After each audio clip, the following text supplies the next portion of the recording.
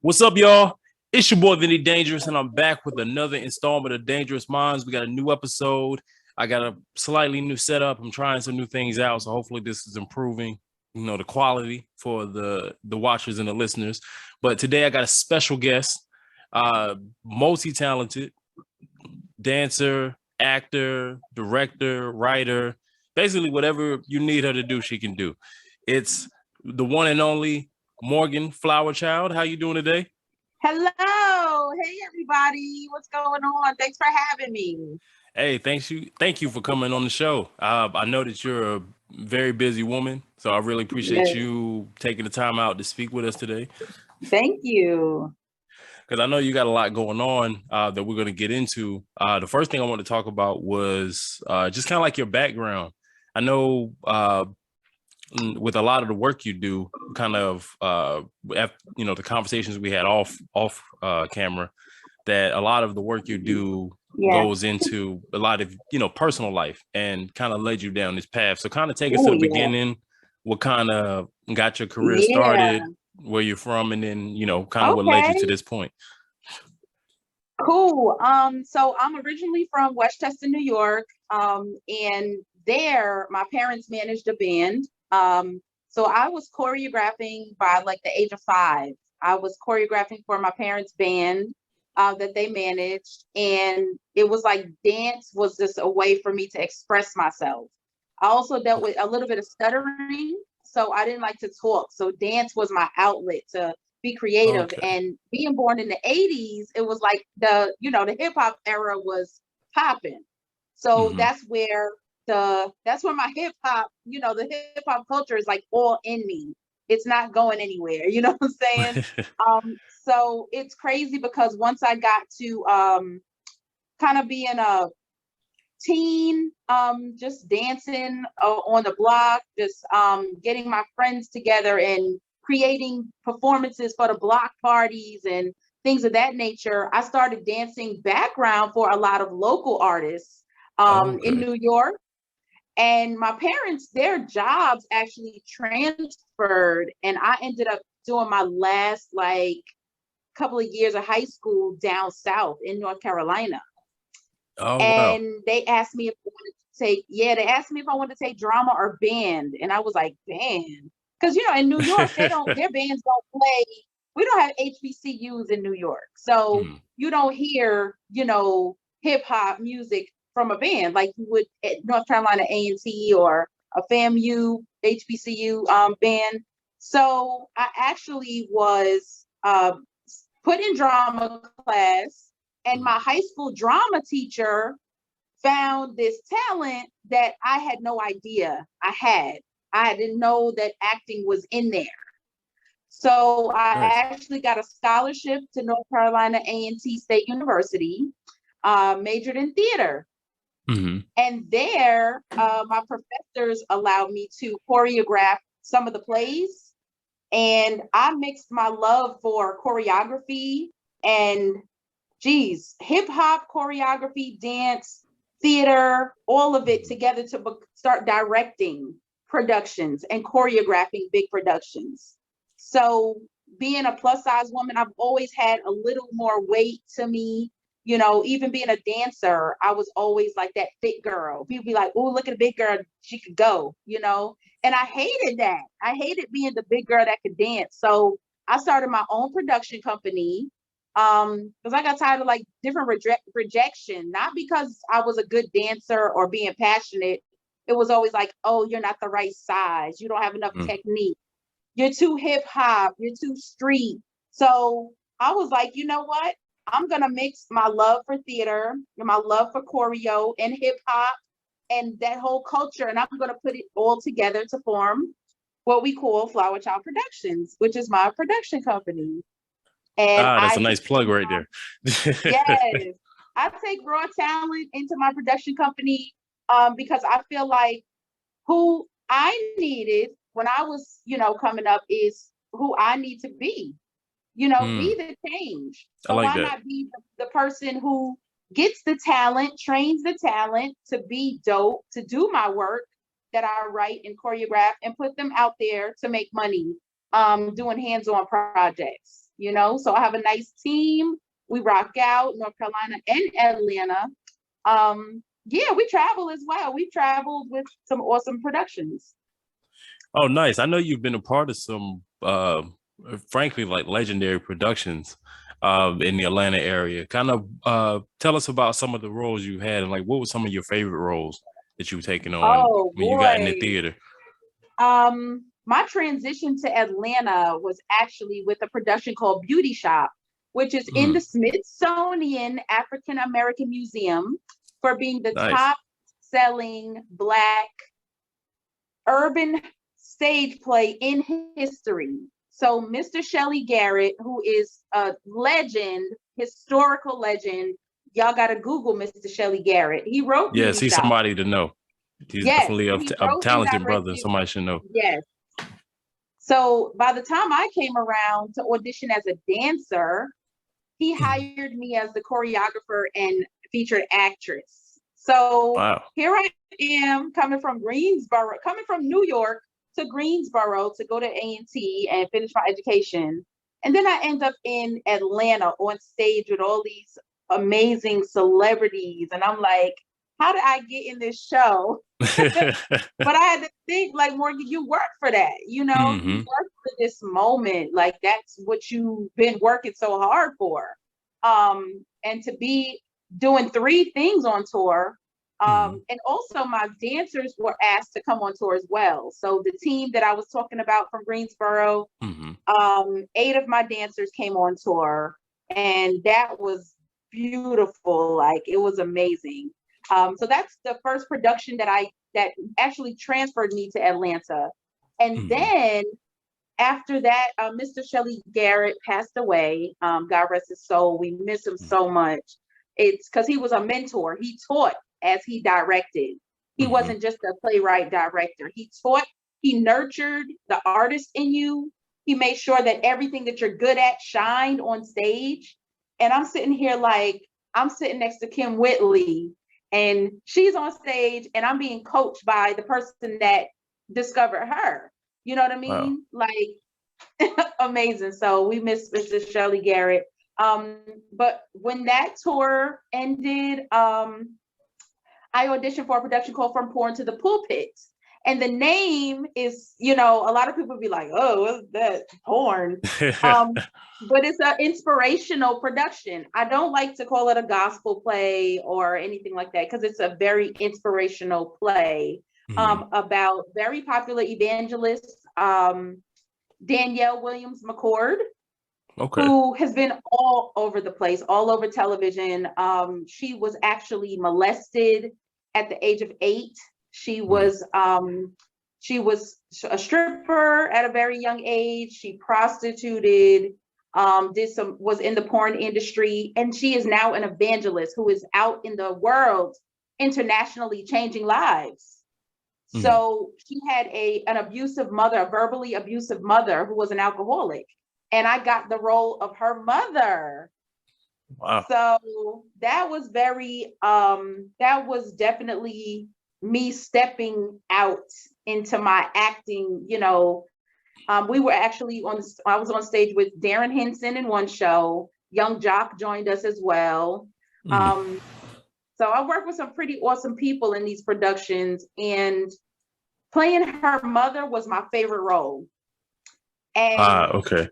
the reason being is because I was able to step out of who I am. People see me, they see FlowerChild, you know, they see this Hmm. bright, happy person. But when I go into being an alcoholic and a verbally abusive mother, the Mm. fact that I'm not a mother, you know, I'm a mother to my children, you know, where I teach. Mm. Um, I'm not an alcoholic, and I'm not verbally abusive.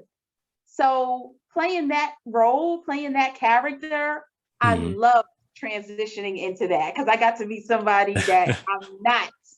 And that's what Hmm. acting is about. It's about loving the art and loving changing somebody's life in the audience. Somebody in the audience is an alcoholic. Mm. Somebody in the audience is an abusive mother. So they get to see themselves through me. you know, Mm-hmm. and that is life-changing. Ministry, like acting is a ministry for real. Oh, All of for this, real. the art, it's amazing. But thank you for asking that question because I don't get asked that. Oh, wow. Well, yeah, that's what we're here for. We're here to get to know you and make sure that we get the full story. So I'm glad, I was able to ask something like that. Yes. I know you were well, for one, I know that you're very passionate about acting. When you get into these roles, they can be a little difficult. Like, what is your usual preparation style? Are you more of a method actor, or are you more of somebody that just can just get a script and like just Jump instantly into turn it. it on? Just kind of, what would you say would be your Um, best method for those? And then how do you pull yourself out of those type of roles after it's all done? ooh, this is the juicy stuff. I'm definitely a method actress. So I have studied Uta Hagen, um, Constant, Konstantin Stanislavski, Mm, where you literally put yourself in the shoes of the character. mhm, And before the show even starts, you become the person, their inner, you find out their backstory, everything about them. Danielle Williams McCord has a book about her life, and she's also directing the show. So she guided me and let me know, like, my mom would say it like this, and this is how my mm, mom was. And all of these details become a part of me before I even hit the stage. mm, I become the character before I even learn my lines. And some actors do it the other way around. They learn the lines and then become the character. mhm, No, I become the character. I when I became this character, honestly, from Porn to the Pulpit, I got to the point where I drank a lot and was like and mhm, recorded myself. Like what was I doing, when I was drunk? What does my character sound like? How does she feel? Her inner core. I go that deep to where I feel like that person inside. I might even treat people around me a different way because I'm becoming the character so that I can change lives and make mm, it believable. If I just turn it on, if I just boom, become it, I'm not in the body of the person that I'm portraying. Personality roles, that's a different thing. mhm, Like with my films, I play myself in my films. So I jump right into it. But when I'm playing a character role, mhm, yeah, playing a character role is definitely a method, and using emotional recall, like how did I feel when this person, how did they feel and what did they do with their hands and how do they, you see what I'm saying? Little mhm, gestures, little mannerisms become a part of who you are for a little while. Coming out of it, yeah. Sometimes people will be like, what is your problem? Why are you talking like that? Why are you acting like this? And I'm like, I'm still in character and the show is over. So mm. over the years, being 40 now and having so many acting experiences, I now know how to turn it on and turn it off. Mm, Whereas when I was a growing actress, it would be like, I'm in this and I'm mhm, not coming out. I wish somebody would say something to me. That is I'm very passionate and I'm an overachiever. So I want to be the best at mm, everything. And the best doesn't mean competing with everybody else. The best means competing with myself. It's mhm. better than what I did the last role. You know what I mean? Yes. So yeah. But eventually I come out. Because I love reading stories. I'm fascinated with different actors and actresses that go super method. Some of them have Yeah. even like injured themselves or Yeah. have had to And go had through died. therapy and things like that. Yeah, Yeah. like You got first person I like think Heath about. Ledger. Yeah, that was I was just about to say that. Woo, He's definitely one of the because that was one of my favorite movies. man, And and then he killed it. mm, they're just going that deep into it. So I always That wonder, like, how dark. are people able to pull themselves out before it goes And just some never come out. too far, too far. Yeah, Yeah. I know you Like, are. Because like with a role like that, I know that's pretty intense. But you are conscious about the different roles that you pick up because you want to oh make yeah. sure that you are portrayed in a certain light, like Black people in general are portrayed in a certain light. And so tell me about a time where, you know, it could have been like a big opportunity or, you know, something, but because of, and I think we spoke about this before, but it's because of, you know, just kind of like the portrayal of how you would be, you know, perceived and things like that. Like what was kind of like an idea or like a role like that that you had to kind of walk away from because it's like, nah, he's taking it too far. I don't want to be viewed or have people viewed in a certain light. So, Vinny, I'm gonna be real with you because you really are. This is a question nobody asked. You ask some questions people do not ask, and that's like, oh snap. I want to get the real scoop, you know. Just... the real good. So it's crazy because if you see my background, those are my kids, my students. We did the Wiz last year, right before the pandemic, before they, you know, went to virtual. And I'm a role model for a lot of children. I'm a 19-year theater educator. I've been teaching theater for 19 years. I have students who are married with children, who have their own businesses, who are calling me like, look, I'm in a movie. Look, I'm on Broadway. Look at what and I'm just like, what? You know, so being a role model and being an inspiration to the younger generation, I can't be fake and I have to still be authentic at this, you know, I have to be a role model and I'm sexy. I can't help that I'm a sexy Black woman. I can't help that I like to write, you know, some sexy material but I'm very mindful of the balance that it takes to be a lady and be classy and still be successful. That's the biggest challenge to be a Black woman, is because you look at Instagram and you see twerking and you see, not that that's not okay to do in the comfort of your own home, you know, for fun, whatever. But when kids are seeing that, it's hard for actresses. It's hard for someone like myself who wants to be successful in really being talented. So I'm very mindful of the roles that I take, the scripts that I read. Even though I played like the verbally abusive mother who was an alcoholic, there's no cursing in it. Wow. I think the most I say is damn, and hell.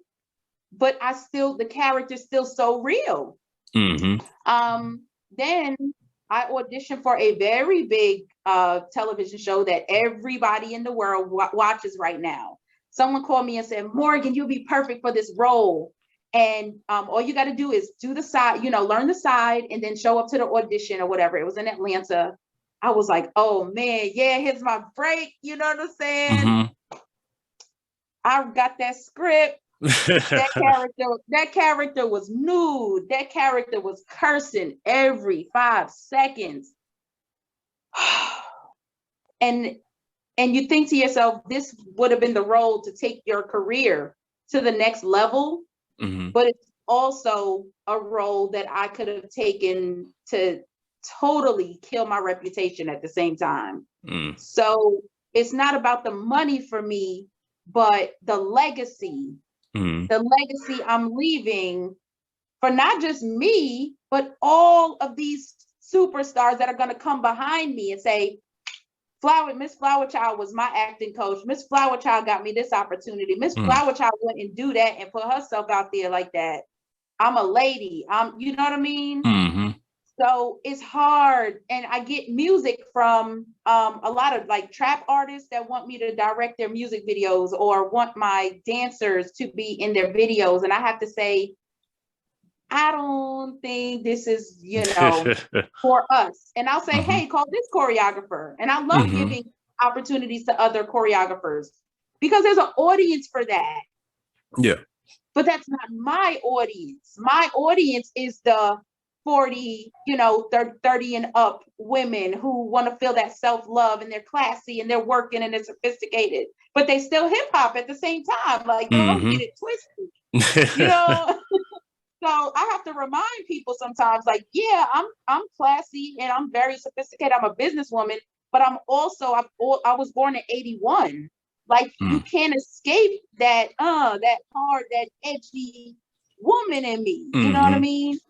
And I could turn it on and turn it off at any point in time, you know? So there's an audience for all of what I'm creating. I create children's movies. I create sexy dancing and material for older women that want to feel good about themselves. Nothing wrong with me being sexy. It's a way to do it and a way to keep it for your audience. You see what I'm saying? So thank you for asking that, because I feel like a lot of people need to hear that you don't have to sell yourself to be dope, to be successful. Sell your soul, you don't. No, and that's actually great to hear. Just, you know, you get a lot of people who, you know, see the glitz and glam. Like, I mean, you see it now with social media. It's just a lot of people that's willing to do anything to get attention, anything for a crumb of fame. And the fact that you do anything for the clout. I'll be like, yeah. And then the fact that you said, hey, I want to you know, or I could walk away, basically more like you, like I want to, you know, keep my morals and things like that intact and worry about my influence and, you know, willing to like push those things to the side, because I mean, it's good for now, but in the long run, you know, you look back and you're just full of regret because you didn't have to take it that far. Exactly. I know there's another role for me waiting. Somebody's writing something for me right now. If they don't, I'm gonna write myself into my next script. Like it's always a way to, and it might not be me acting. It may be me directing something that, you know, pushes the next, because I have a one-woman show that I just wrote and I'm looking for an actress to portray me. Oh, wow. So they gotta be a beast. Just put that out there. Anybody watching that wants to portray me in my one, I'm gonna make it a one-woman show, and then it's gonna be a film. So, awesome. Yes. And I'll make sure, because you know, for anybody watching or listening, like this, the links to her website and the social media and everything will be in the description of this video when it goes on YouTube. So, make sure you get in contact with her if you are an actress and you want to be a part of this, or just in general, reach out to you, because I know you're actors, dancers, talent. Please, I have a pool database of talent that I love to push out to new opportunities, mostly raw talent. If you have raw talent and you want an opportunity, hit me up at the website in the contact form. Oh, definitely. Now, I was going to ask you about writing, because you're an accomplished writer yourself. So I know when you went from dance to acting to what I guess transitioned you from, into directing and writing yourself. Well, my students were produced. I started the theater program at Hairston Middle School in Greensboro, North Carolina.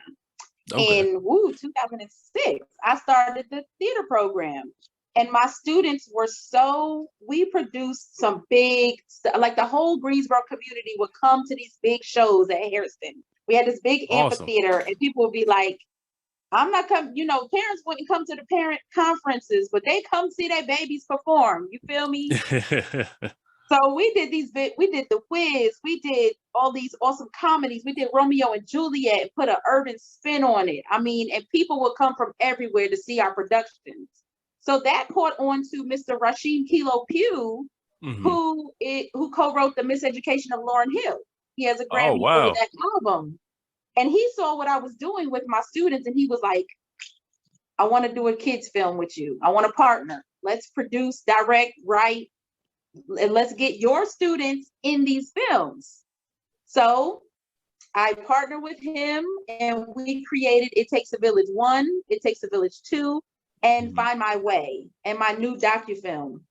So that is how I started really writing and directing film. And we actually learned how to work these new cameras watching YouTube videos. I didn't pick up a camera until I was 33. Yeah, I was 33 years old when I picked up a camera, and we filmed everything ourselves. When I wasn't, coaching the kids, he was filming. When he was, playing a role, I was filming. and we had 3 different cameras. This angle, 1 shot, shot 2, and a wide shot. And then he taught me how to edit, but I hate it. I about threw my laptop. Yeah, I hate editing. Times. I'm gonna hate editing this video. I was over it.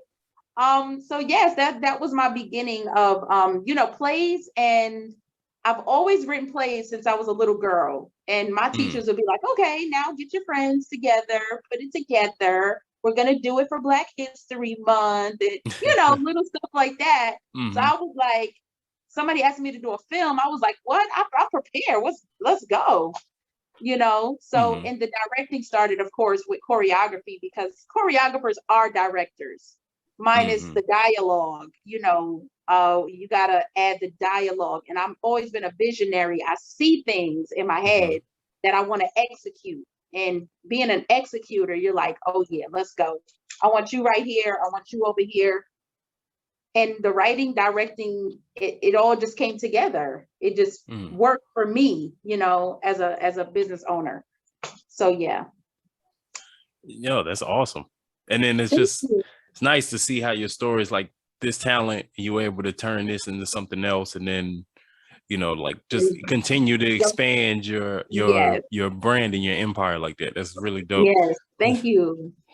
I was gonna ask you about because I know you mentioned a few times about your kids, the kids that you teach. What got you into educating? Was that more of kind of like your influence and just wanting to make sure you had that direct influence, or was it something else that led you down that path? Here is a tough question, because I have to be honest. I'm not even gonna sit here and lie. Okay. When I was in a marriage, and I was following my dreams like heavy. I had done a Tyler Perry movie. I was like auditioning in New York, or I got the part of Nala's mother on Broadway. I was doing all this stuff because I just got out of school, and I was like, okay, I met this nice person, woo woo, we got married, but I'm still gonna follow my dreams, right? He wasn't having that, and he was like, you need to get a real job. And when he said get a real job, I said, what can I do where I can still love theater and dance? And so I went into the school system and ended up finding out that it was my purpose. Awesome. So shout out to my haters. Sometimes it takes somebody to hate on you to get you to find, something else about you. So you got to say thank you for that, because even though I got a late start on following my dreams, because I was so invested in the students, and I had 3 ectopic pregnancies. Sorry, this is personal, but I had 3 ectopic pregnancies, and going to work and seeing my students every day, they reminded me, like, we are your children. You're producing and leaving a legacy. We're with you from 8 to 4 o'clock every single day. Like, you are our mother of the theater. You are our person that we come to for advice, that we come to learn and figure out how we're going to be successful. So shout out to teachers who care. Shout out to arts teachers, because we really, even those who don't have children, we do have children. And that's every single face that you see every single day when you walk into that school. We work 280 days a year times 19 years I've been working. It's a lot of lives change. Oh, so, that's awesome. And then you're able to see like that's how I got started. Somebody told me I couldn't follow my dreams. And I said, okay, well, I'll get a real job. Teaching is a job. I get a regular check and I can teach my subjects. And so I found how important being at school, that my kids inspired everything I do in my business. God is so good. Oh, God is good. And then it's crazy how life works like that. Sometimes it's the I guess you could say the terrible things they come across, come in your life, sometimes lead you to your bigger purpose at the end. Like once you get to the light at the end of the tunnel, so to speak. I love to say it had to happen. It was supposed to happen. Everything. It's purpose. Yeah, I know that the movie that you have that's coming out, Mhm. playing the new Age Cabaret, that's Yay! kind of related to that story of, you know, Yes. your past relationship. So tell us more about that and like when people can see that, like kind of how that process that came together, and then And how, I know it's coming out pretty soon at the time of yes, recording. yes. So in reference to, my past, and I think I cried so much. I Hmm. cried so much being in a negative situation, being verbally abused, being financially abused, being manipulated. I think that is what made me say, okay, take this pain. Hmm. And now I believe I was going through a ectopic pregnancy, and I was laid up in the bed, and I was like, right, because you can't get up, you're on bed rest, you can't go Hmm. anywhere. Your doctor said you can't move. Right. Hmm. I wrote this script and I said, oh my God, I just poured out everything that hurt me.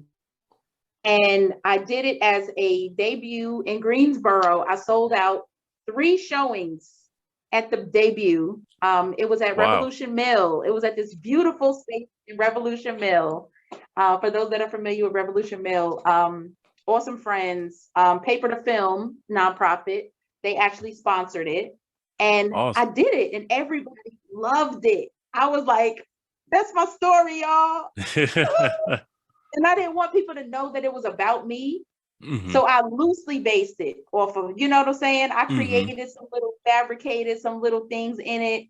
Because people be like, that's her story. No, I was like, you can't be ashamed of what you're going through. You have to No. use that. That's fuel to the fire. That's Mm. fuel to get your empire going. That's fuel to your legacy. That's fuel to save somebody's life. All these women who've been through what I've been through came up to me after the show and were like, you don't know my story, but that whole thing that I just Hmm. watched was my story.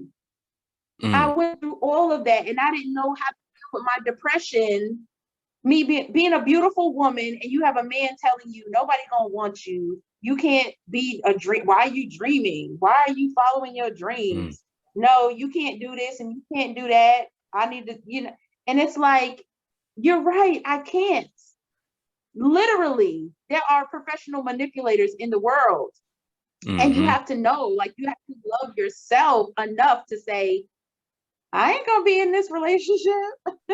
You Mm. tripping, But sometimes we love the idea of love. We love the idea of the household. We love the idea of Hmm. getting married, children. I found a nice person. Is all these other crazy people out in the world. Then the clothes, the what is it called? The wolf, The wolf in sheep's clothing. yes, comes out, and you're like, who are you? You introduced me to somebody else. People Mm. got to go into relationships and be themselves. If you're not yourself, you're not giving the person an option. Like, they have to say, okay, I don't like you. Or yes, I love the fact that you're a manipulator. You like, give me a Mm. choice. So with people being liars and showing their butts later on, so that's where Playing in New Age Cabaret came from. And Angela, who is me, Hmm. Angela, the main character, she's a nightclub singer. She got all this talent, but she's not able to really find her talent because her boyfriend is like, you so whack, you plain, Mm. don't nobody wanna, and she's like, what? And then this man, she finds herself because she has this awesome group of friends, and her Hmm. friends are like the flower child, the organic, ooh, let's meditate, do yoga. Then she has a friend that's like the gangster, sexy friend. Then Hmm. she has the friend that's like worldly and proper and cultured.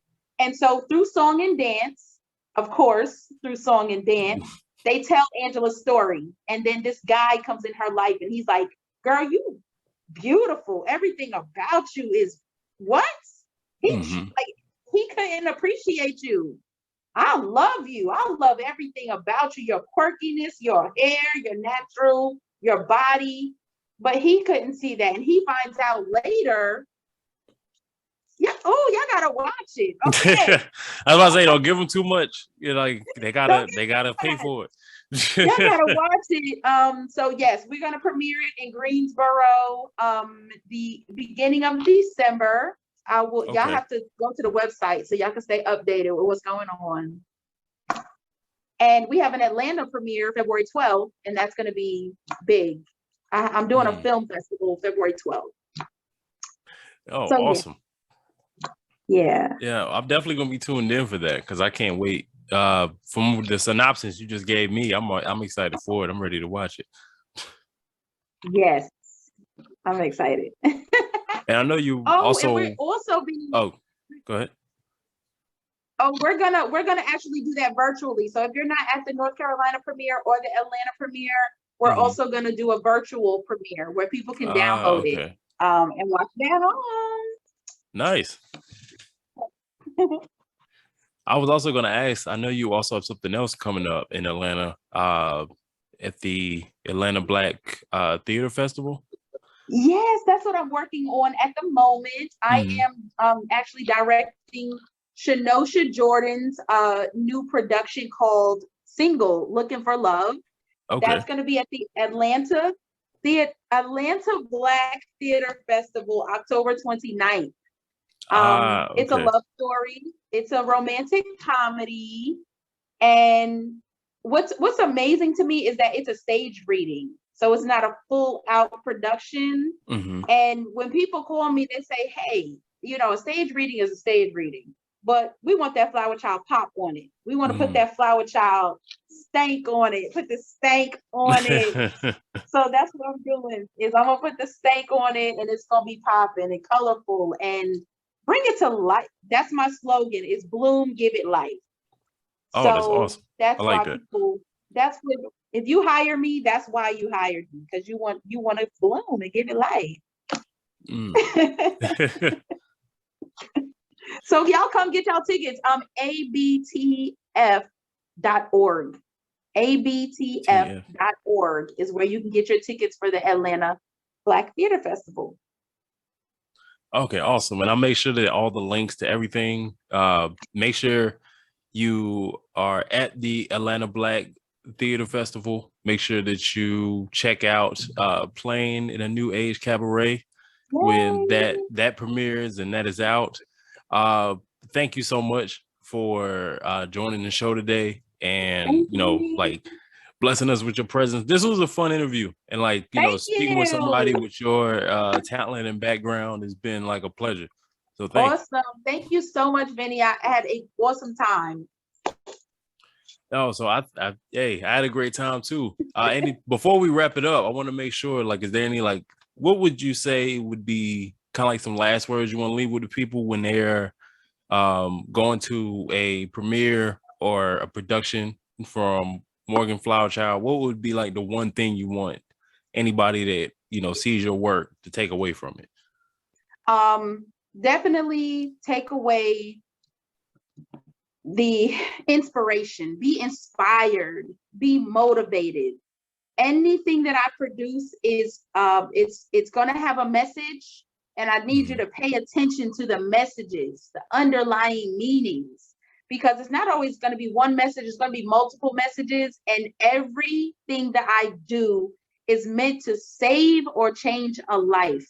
So if you're not saved, if I did not save your life, you feel like, hey, I don't want to jump out of a window no more, or you don't feel like, hey, I'm gonna go and follow my dreams, or hey, I need to go apologize to this person because I know I did them wrong, or I need to stop doing, being a manipulator, whatever the case may be, or whatever the message is in my work, take that away, share that with somebody, share the messages with somebody. And I know that I achieved my purpose on this earth, passing it on to you. So thank you. Awesome. And make sure that y'all check out all of her work that's coming out soon with FlowerChild Productions. Like I said, I'll put the links to everything in the bio. Thank you once again for joining us on the show. But until next time, it's your boy Vinnie-Dangerous. This is Dangerous Minds. Much love.